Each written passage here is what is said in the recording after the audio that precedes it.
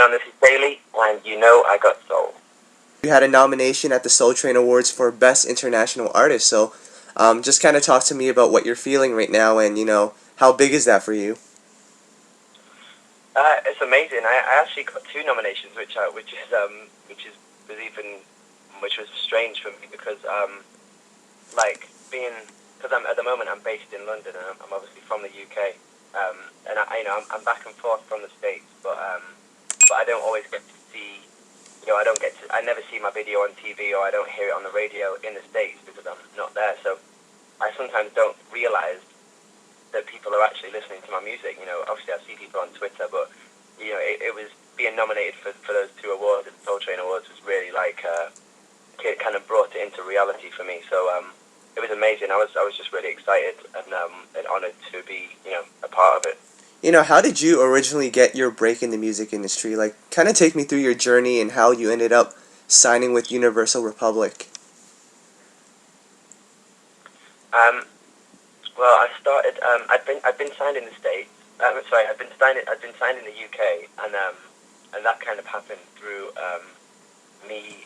I'm from Manchester, which is a smaller city in the UK, and I kind of saved up some money and moved down to London, and I kind of made a name for myself in London, in the music scene as much as I could, and I did. I was doing lots and lots of live shows and performing everywhere that I could, and the first thing that kind of happened for me was I worked on a collaboration with the Gorillas, which was my first kind of release into the music industry really, and it was a worldwide release.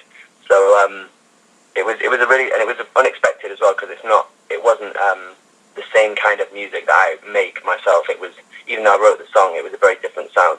So but that was kind of what got me out there into the music industry and people seeing me and hearing me. And after that happened, I kind of went back to the studio and just really worked on my own material. And I put together a bunch of songs that I just loved.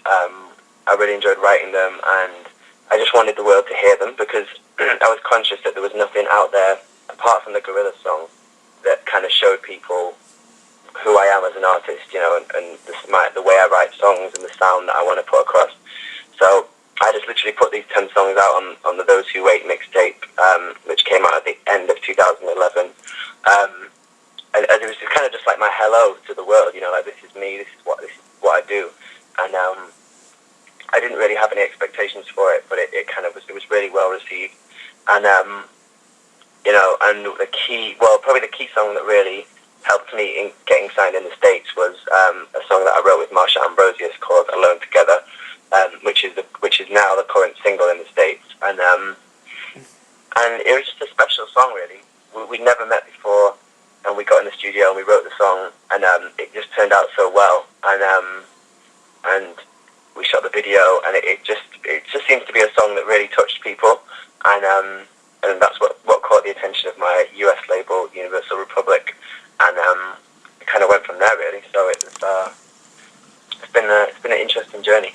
Yeah, definitely. And, you mentioned your mixtape, Those Who Wait, which, a lot of people really loved last year. It was critically acclaimed. So do you feel like that project accomplished what you had hoped for? Well, it definitely succeeded what I had hoped for, because when I put it out, I set myself a target of about 5,000 downloads within a year, and I think we're now approaching 200,000. So it's a lot more than I ever expected, and I'm just really happy. Yeah, it's amazing. It's so strange because I have these songs, but it's not until you let people listen to them that you kind of understand what they are.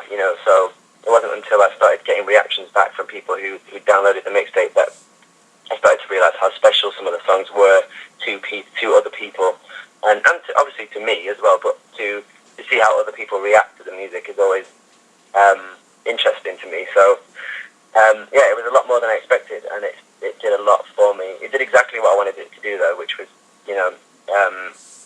introduce people to my music and set up for the part of where I am now, which is finishing off the album getting ready to release new material. So.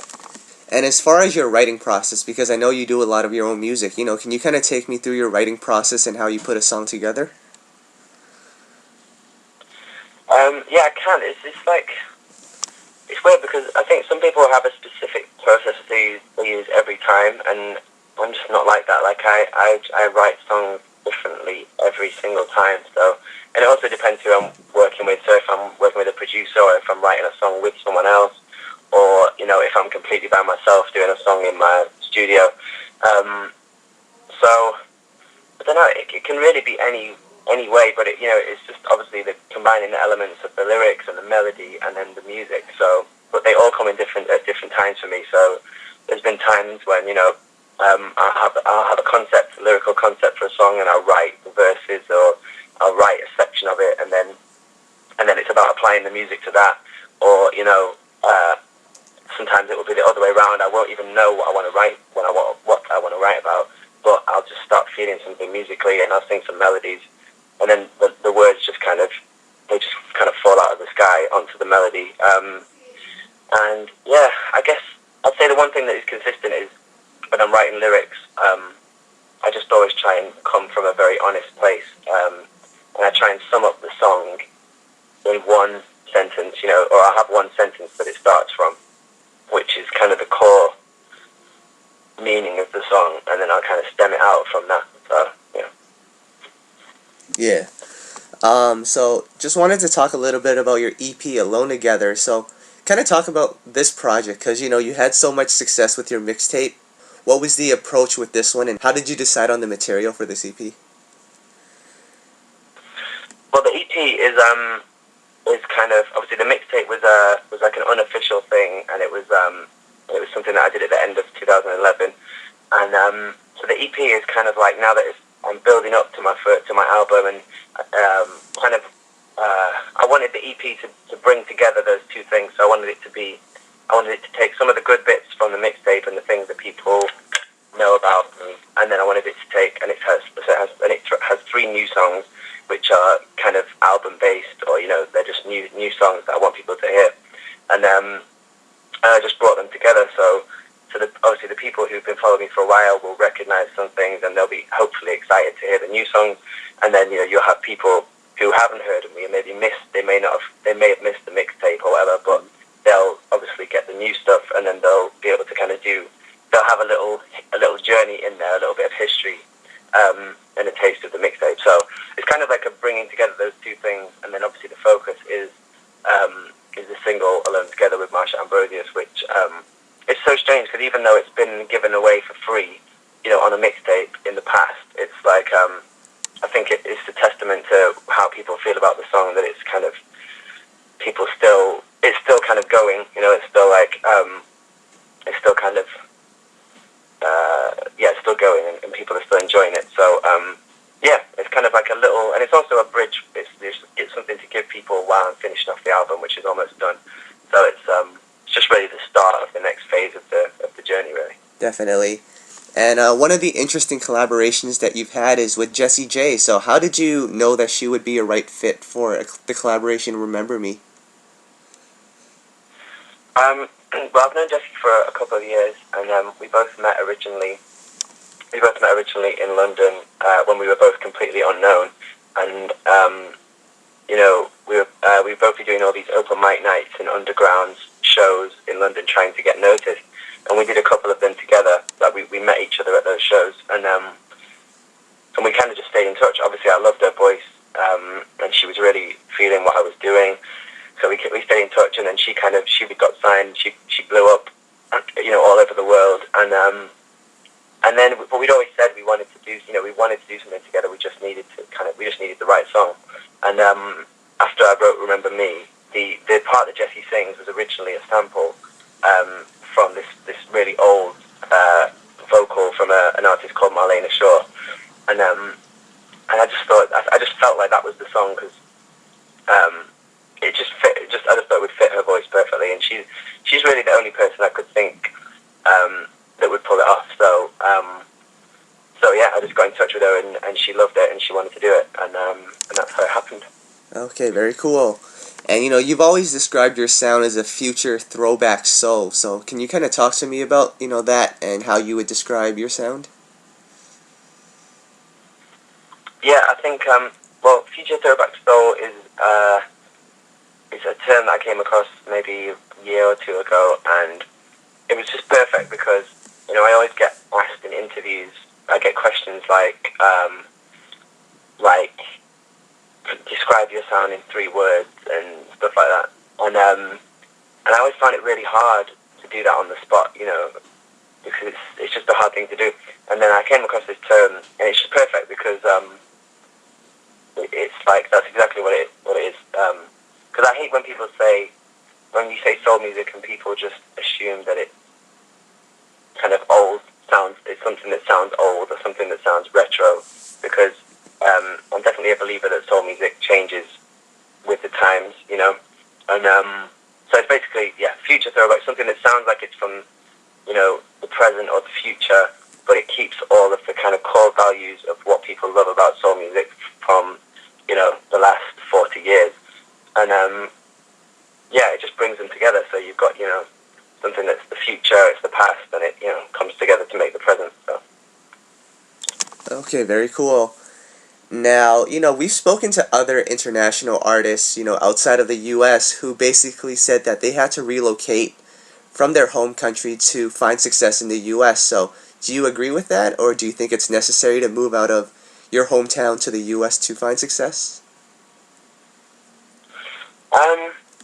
Well, I can definitely see why why people would say that, and I'm still undecided because I'm still based in the UK at the moment, but I'm in the States a lot, and I go back and forth, so I don't get to spend. I mean, the most I spend in the States is probably 6 weeks at a time, which is still quite a long time, but I think I will definitely move there for longer periods of time. I think I will always want to live in the UK because it's just kind of, I don't like to feel disconnected from my kind of home or whatever for too long. But I think the States is such a huge place, and it's somewhere that I'm really excited about spending more time.